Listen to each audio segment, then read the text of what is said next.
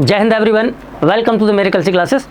As you all know, एफकेट examination लगा हुआ है आपका, और एफकेट एग्जामिनेशन में आपको पता है ऑनलाइन मोड में एग्जाम होता है एंड 100 क्वेश्चंस आते हैं और ये 4 सेक्शंस में डिवाइड होता है। उनमें से एक सेक्शन होता है जीके, बाकी के 4 सेक्शंस आपको, बाकी के 3 सेक्शन आपको पता है, मैथ रीजनिंग होगा, साइंस होगा थोड़ा बहुत, उसमें और रीजनिंग एबिलिटी रहती है, इंग्लिश रहता है। ठीक, तो इन सब सेक्शन पर डिस्कस करने के लिए हमारे और जो फैकल्टीज़ हैं वो आपके लिए मॉडल पेपर लेके आएंगे। बाकी हम अपना जीके का मॉडल पेपर आपके लिए लेके आए हैं, स्पेसिफिकली डिज़ाइन किया गया, बेहतरीन क्वेश्चन, चुनिंदा क्वेश्चंस को चुना हुआ है। आपको पता है कि एफकेट में मेमोरी वेस्ट क्वेश्चंस होते हैं, तो उन्हीं मेमोरी वेस्ट क्वेश्चंस को रखते हुए, ध्यान में रखते हुए हम लोगों ने मॉडल पेपर तैयार किया है, ताकि आप अपनी तैयारी को ठीक से परख सकें, जाँच कर सकें और अपने एक तैयारी के लेवल को अप कर सकें, है ना, अप टू द मार्क कर सकें। तो इसी के लिए चलिए हम लोग स्टार्ट करते हैं बिना किसी देरी के।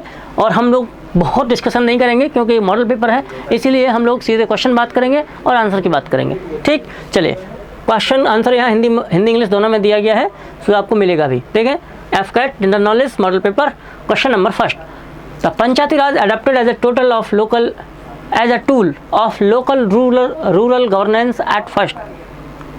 पंचायती राज को सबसे पहले रूरल गवर्नेंस के टूल के रूप में किस में अपनाया गया था? तो आपके पास नॉर्मली एक ऑप्शन रहता तो आप राजस्थान लगा देते, लेकिन यहाँ पर 2 हैं। तो पहले राजस्थान में किया गया 1959 में, 1959 में कहाँ किया गया? राजस्थान में किया गया 1959, और उसके बाद फिर तुरंत उसी के साथ आंध्र प्रदेश में कर दिया गया उसी साल में। तो इसका आंसर क्या होना चाहिए? राजस्थान और आंध्र प्रदेश, यानी Rajasthan and Andhra Pradesh is the correct answer of this question that has been asked in your model paper, question number first.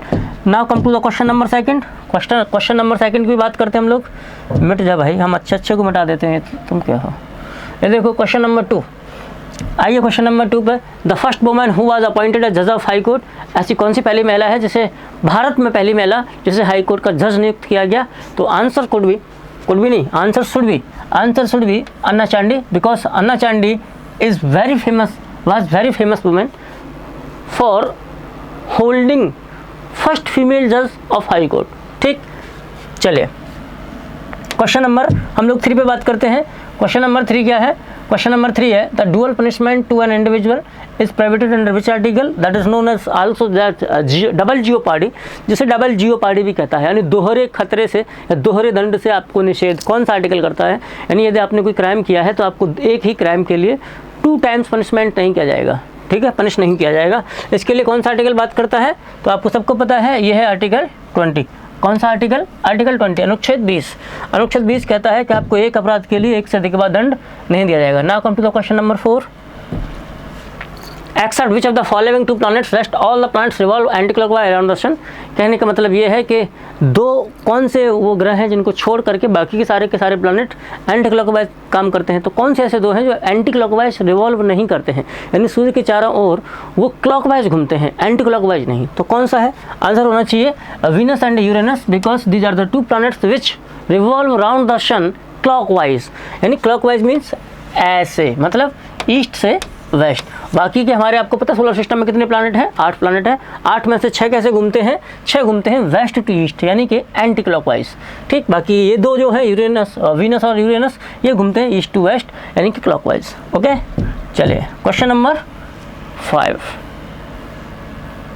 Question पर आने से पहले मैं आपको एक छोटी सी इन्फॉर्मेशन देता हूँ, आपके भले के लिए है। ठीक, आप हमारा एफकेट का बैच ज्वाइन कर सकते हैं और फीस बहुत कम रखी गई है। वो क्या है? और 30,000 है, 30,000 रुपये है। बहुत कम फीस है। कम फीस क्यों है? क्योंकि अगर आपकी स्पेसिफिक तैयारी करना चाहते हैं तो आपको कहीं 1.5 लाख, कहीं 1 लाख, कहीं 80,000 ऐसे फीस मिलेगी। लेकिन हमारा मेजर कलसी आपको पता है कम फीस के लिए भी जाना जाता है, स्टैंडर्ड के साथ साथ।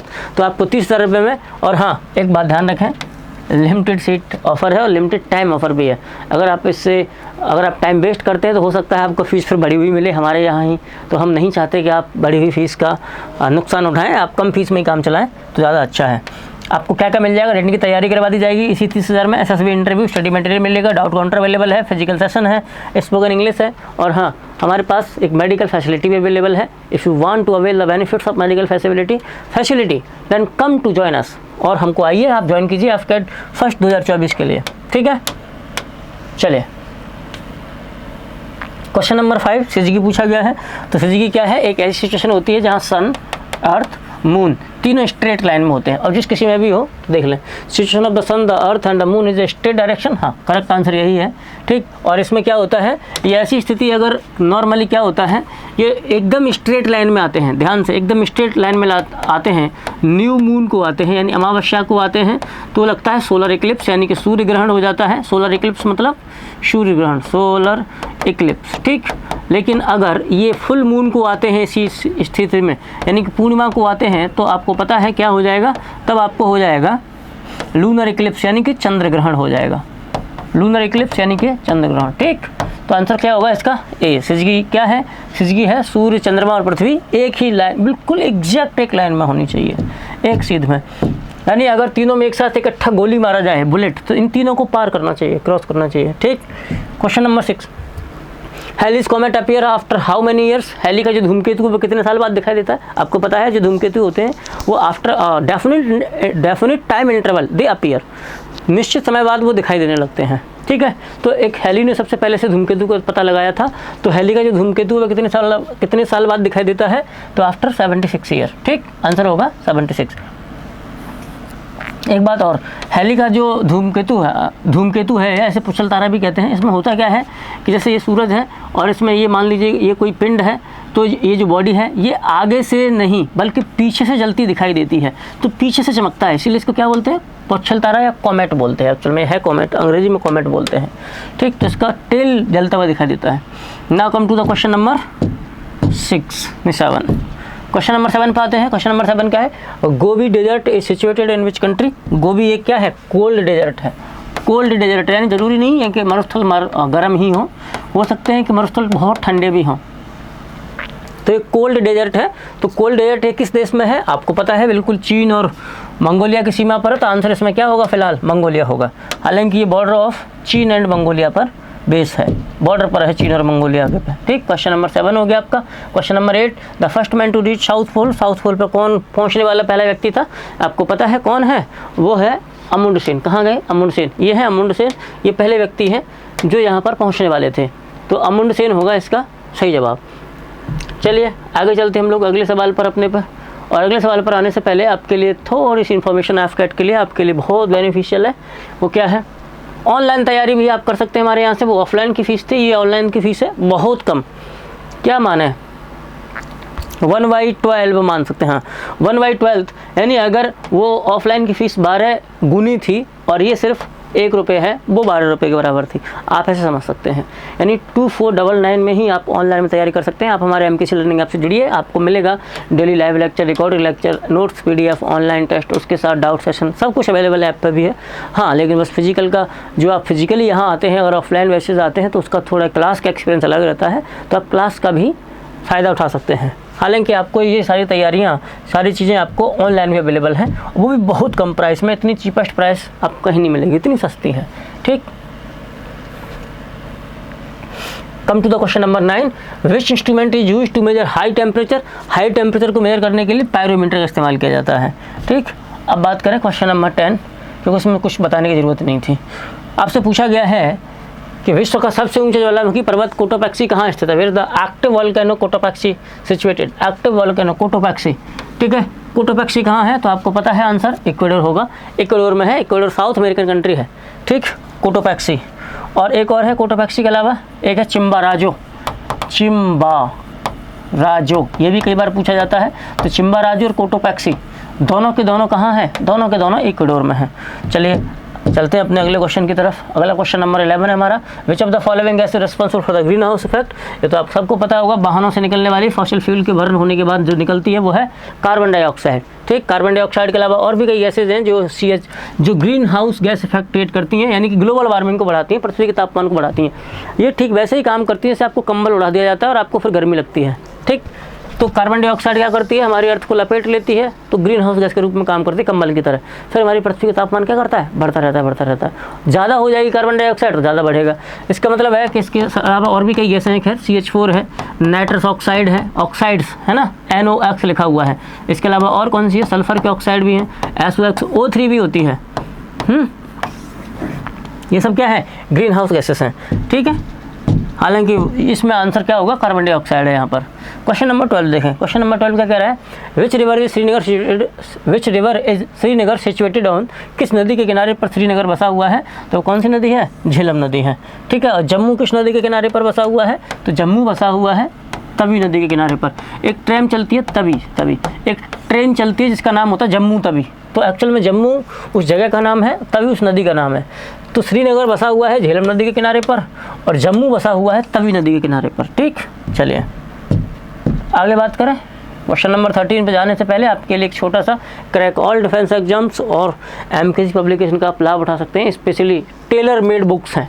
टेलर मेड बुक्स का मतलब क्या है कि आपकी ज़रूरतों को ध्यान में रख करके तैयार की गई हैं। ऐसा नहीं है कि सारी की सारी जीएस उसमें कवर कर दी गई। हाँ, डिफेंस से रिलेटेड जो जीएस है एफकैट में, स्पेशली एयरफोर्स में जो स्पेसिफिकली कई सारे सवाल पूछे जाते हैं, उन सबको ध्यान में रख करके यहाँ चीज़ें तैयार की गई हैं। ठीक है, तो आप लाभ उठा सकते हैं इनका। एक खास बात और है, यहाँ पर 25% डिस्काउंट है और एकदम फ्री डिलीवरी है। तो आप सीधे हमारे हेल्पलाइन नंबर पर या फिर वेबसाइट पर विजिट करके इन बुक्स को अवेल कर सकते हैं, इनका लाभ उठा सकते हैं। सारे सब्जेक्ट्स की बुक्स अवेलेबल हैं, तो हिंदी में भी है और इंग्लिश में भी है, जैसा भी आप पढ़ना चाहें आपकी सुविधा के लिए। क्वेश्चन नंबर 13 पर आइए आप लोग।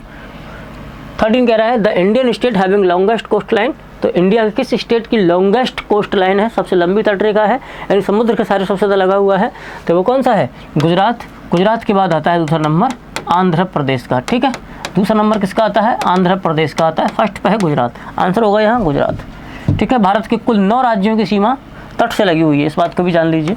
कुल 9 राज्य हैं जो समुद्र के किनारे हैं भारत के स्पेसिफिकली। ठीक, क्वेश्चन नंबर 14 पे आइए। Where are the coins minted in India, Bharat में सिक्के कहाँ ढाले जाते हैं, तो आपको पता है सिक्के कहाँ डाले जाते हैं भारत में, Kolkata.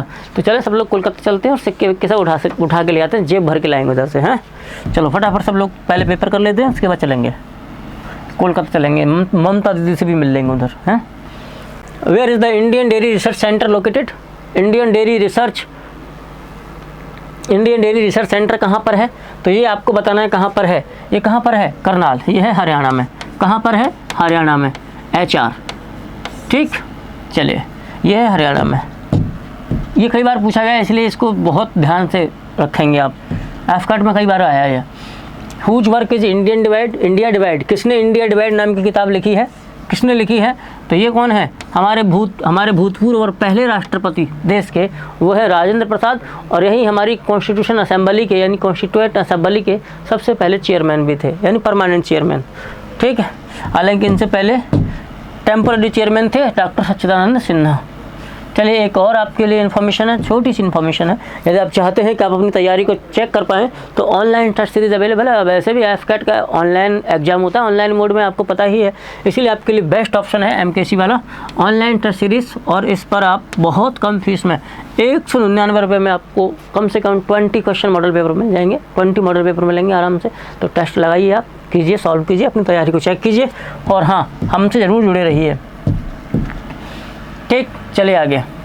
Question number 17, what doctor check when measuring pulse, जब डॉक्टर पल्स को मेजर करते हैं तब क्या चेक करते हैं, तो एक्चुअल में वो ब्लड चेक कर रहे होते हैं। ठीक है, ध्यान रखना, पूछ लेना डॉक्टर से जब कई बार अगर जाओ किसी दादा दादी को लेकर के, है ना, पल्स चेक कराने के लिए। विच of the following can not be used for networking, network के लिए कौन सा यूज नहीं किया जा सकता, ये आपको पता है। Local area network, wide area network, mini network, ये डैम क्या है, ये नहीं होता। ठीक, इसे हटाओ।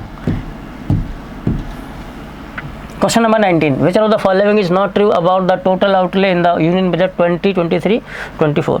ठीक है, इसमें पूछा गया है कि कौन सा करेक्ट नहीं है, ट्रू नहीं है। बजट के बारे में पूछा गया, एक सवाल है 23-24 बजट से। ठीक, तो इसमें पूछा क्या गया है, कौन सा सही नहीं। इंटरेस्ट पेमेंट के लिए 20%, हाँ बात सही है। State share of tax and duties, यही बात सही है, 18% जाता है। डिफेंस पर, हाँ यही बात सही है। सब्सिडीज़ पर 9%, अरे इतना सब्सिडीज़ देंगे तो हमारा देश कंगाल हो जाएगा। वैसे भी कंगाल ही है सर। हाँ, हम लोग विश्व गुरु बन रहे हैं, लेकिन उसके लिए थोड़ी दम चाहिए, ताकत चाहिए, ताकत। ठीक, और हाँ, सारे के सारे मॉडल पेपर, सारी की सारी तैयारी, सारे के सारे एफकैट से संबंधित हमने अभी मेगा लॉन्च भी किया है आपके लिए, आपको पता है। हम अभी लॉन्च करके आए हैं, जस्ट आज ही हमने रिकॉर्ड भी किया है।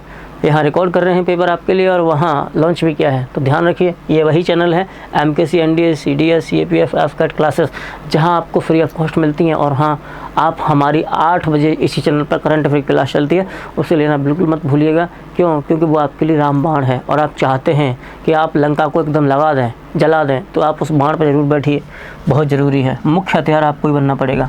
ठीक है, चलिए आगे बात करते हैं क्वेश्चन नंबर 20 की। What is the theme of the International Day for the Eradication of Poverty for 2022-2023? तो इसके लिए क्या थीम चुनी गई है? यह है dignity for all in practice. क्या थीम चुनी गई है? Dignity for all in practice. ये एक उल्टा सा बाउंसर सवाल डाला गया है, हालांकि ऐसे सवाल बहुत कम आते हैं। आइए क्वेश्चन नंबर 21 पर। By which year the target of population stability has been fixed in India? Bharat में जनसंख्या बढ़ रही है लगातार, आपको पता है।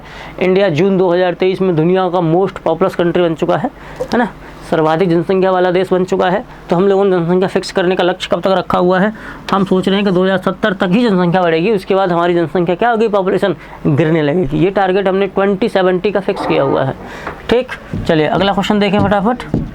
अगला देखें। और हाँ, जनसंख्या संबंधित एक बात और जान लीजिए, 11 जुलाई पर ईयर, यानी हर साल 11 जुलाई को वर्ल्ड पॉपुलेशन डे यानी विश्व जनसंख्या दिवस भी मनाया जाता है। Question number 22, what is the name of the first cruise ship ever built in India? Bharat में पहला क्रूज शिप कौन सा है जिसे बनाया गया है? तो कौन सा पहला क्रूज शिप है वो आपको पता है? MP गंगा विलास। कौन सा है? MP गंगा विलास। ठीक, जो अभी कहाँ तक गया था? असम के डिब्रूगढ़ तक गया था। ठीक, इस बात को ध्यान रखेंगे। Question number 22। ठीक है, चलिए एफकेट में क्या रहता है कि 25 क्वेश्चंस पूरे के पूरे नहीं आते हैं, 22 ही आते हैं। उसका कारण ये है क्योंकि इंग्लिश उसमें मिक्स रहती है और मिक्स इंग्लिश के थोड़े ज़्यादा आ जाते हैं, इसीलिए हम लोगों ने इंग्लिश को ज़्यादा वेटेज दे दिया है। और एफकेट में GK का जैसा वेटेज रहता है उसी हिसाब से आपको मॉडल पेपर तैयार किया गया था। तो ये था हमारा आपके लिए मॉडल पेपर, आपके लिए बिल्कुल MKC की तरफ से एकदम फ्री ऑफ कॉस्ट। आप सभी को जल्दी ही मिलते हैं नेक्स्ट वीडियो में, तब तक के लिए जय हिंद, जय भारत।